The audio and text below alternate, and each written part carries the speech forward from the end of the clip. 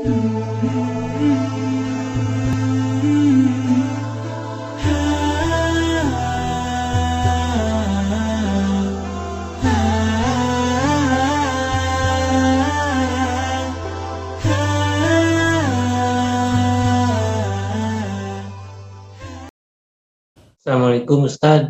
Waalaikumsalam warahmatullahi wabarakatuh. Anda dari mana? Saya dari Garut.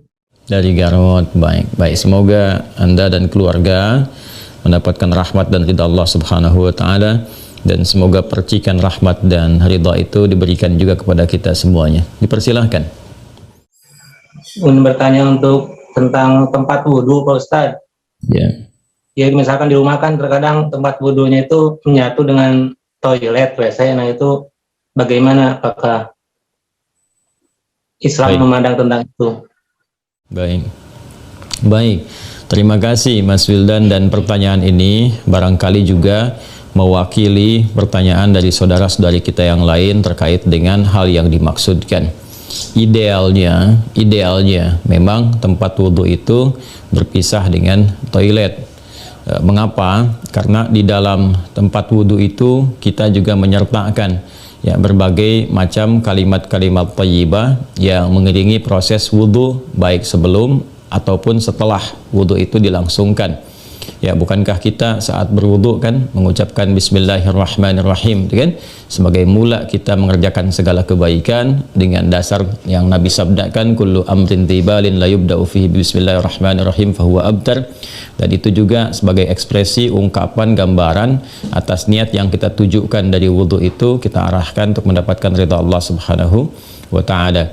Kemudian juga di akhir wudhu kita juga kan berdoa, ya kan, dengan mengucapkan syahadatain, syahadu an la ilaha illallah, syahadu anna muhammadar rasulullah. Kemudian kita mengatakan Allahumma ja'alni minat tawabin wa ja'alni minal mutatahhirin. Kalau kita mau kemudian tambahkan juga dengan doa wa ja'alni min ibadikas salihin. Nah, sedangkan kalimat-kalimat thayyibah yang berupa permohonan-permohonan doa dalam kebaikan ataupun menyebut asma-asma yang mulia, nah itu kan umumnya tidak diutarakan saat kita berada di dalam toilet, ya, karena toilet punya sifat tertentu. Ya, sifatnya hanya untuk menyalurkan atau membuang hadas, baik yang sifatnya kecil ataupun juga besar, dengan cara-cara tertentu yang boleh jadi juga melahirkan najis. Sedangkan wudhu itu ya tidak seketika juga menyatu dengan menghilangkan najis. Bisa jadi hanya hadasnya saja, belum tentu ada najisnya, gitu kan.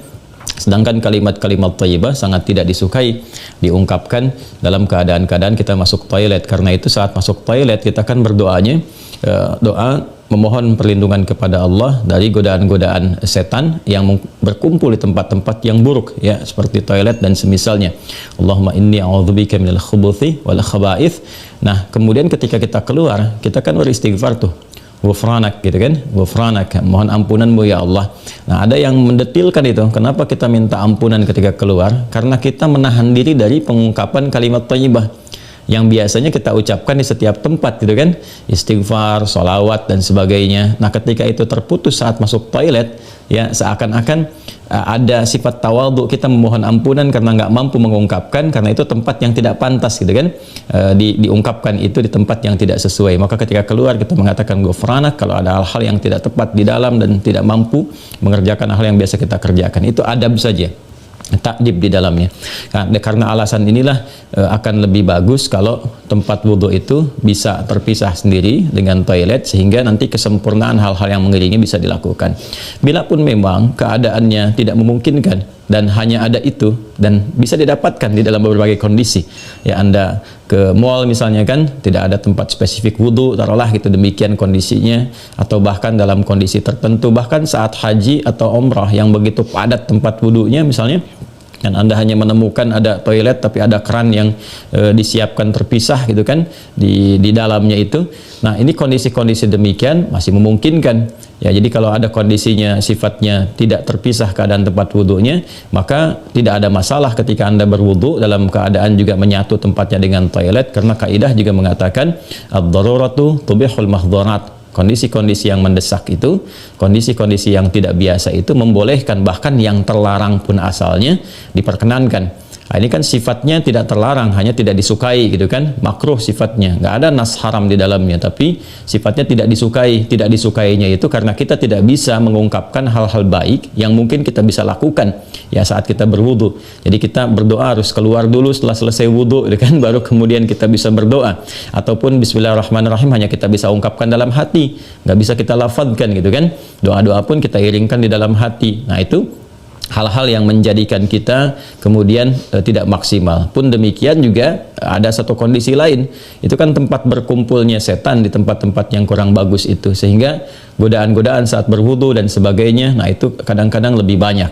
Nah ini tentunya juga di satu sisi tidak berlaku juga ya kondisi ini saat misalnya kalau mandi besar, kadang-kadang kan juga tempatnya menyatu juga dengan toilet, kan mandi besar juga berlangsung wudu di dalamnya, gitu kan? Nah ini kita harus fleksibel juga dalam kondisi-kondisi demikian. Jadi ini yang mau saya katakan, tidak berhukum haram, itu bisa dilakukan. Kalau tempatnya kita misalnya memungkinkan untuk berpisah, bagus ada dipisahkan. Tapi kalau menyatu pun tidak ada masalah, kan? Tidak ada masalah sepanjang dalam keadaan-keadaan darurat tertentu dan tidak berhukum haram. Ya, apa dalilnya? Yang tadi saya sampaikan. Ya, tidak ada nas spesifik mengharamkannya, dan kadang-kadang kita mandi besar juga ya, al-ghuslu dari janabah dan semacamnya juga berlangsung, dan dalam mandi besar juga ada wudu. Namun barangkali kesempurnaan itu tidak bisa kita iringkan dengan kalimat-kalimat thayyibah yang diungkapkan, hanya dalam hati kita lakukan. Jadi kalau tidak ada tempat lain dan menjadikan Anda berwudu misalnya menyatu dengan toilet, di dalamnya ada toilet, maka kalimat-kalimat thayyibah itu cukup dalam hati, tidak perlu diungkapkan di lisan, kan? Dan sempurnakan wudu Anda, lalu ketika keluar Anda berdoa sebagai penutup bagian dari wudunya. Demikian kiranya bisa disampaikan. Wallahu taala a'lam bissawab. Dan sebelum saya menutup, ada sesuatu yang sangat menarik ketika Ibnu Abbas radhiyallahu taala anhuma menyampaikan kisah Nabi sallallahu alaihi wasallam ya saat beliau berada di kediamannya Sayyidah Maimunah radhiyallahu taala anha, dan malamnya kemudian bangun ya, bangkit dari tidurnya, duduk dulu menghilangkan bekas ngantuk. Nah ini ditemukan di Sunan Abu Daud nomor hadis 1367. Thumma dhahaba ila syanin mu'allaqah, kemudian beliau pergi ke tempat tertutup. Nah syanin mu'allaqah ini enggak disebutkan tempat tertutupnya, apakah dia sifatnya mirhad, kan?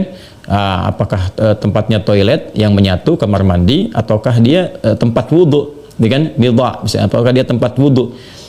Nah ini yang tidak disebutkan, keadaannya tempat tertutup saja. Ini memberikan kesan bahwa bisa jadi kalau itu yang dimaksudkan adalah tempat yang tertutup, itu toilet dan semacamnya, jelas ya dilakukan dalam bentuk tertutup sehingga tidak tampak aurat dan sebagainya, itu fikih yang lain. Tapi kaitan dengan wudhu juga itu cukup menarik juga. Hendaknya kalau kita pun membuat tempat wudhu di satu tempat ya, dimungkinkan ada penutupnya, karena boleh jadi tempat-tempat yang digunakan oleh laki-laki ataupun perempuan yang menyatu, menyatu itu yang dimaksudkan dimanfaatkannya ya, boleh jadi ada perempuan juga yang masuk ke situ, kan di satu tempat tuh nggak ada kekhususan gitu ya. Nah, tapi tempat-tempat lain sekarang sudah lebih bagus, ini untuk laki-laki, ini untuk perempuan, tuh nggak ada masalah. Tapi kalau tempat yang digunakan untuk menyatu, dia hendaknya ada penutup sehingga nggak semua orang bisa mengakses ke dalamnya dengan batas-batas tertentu.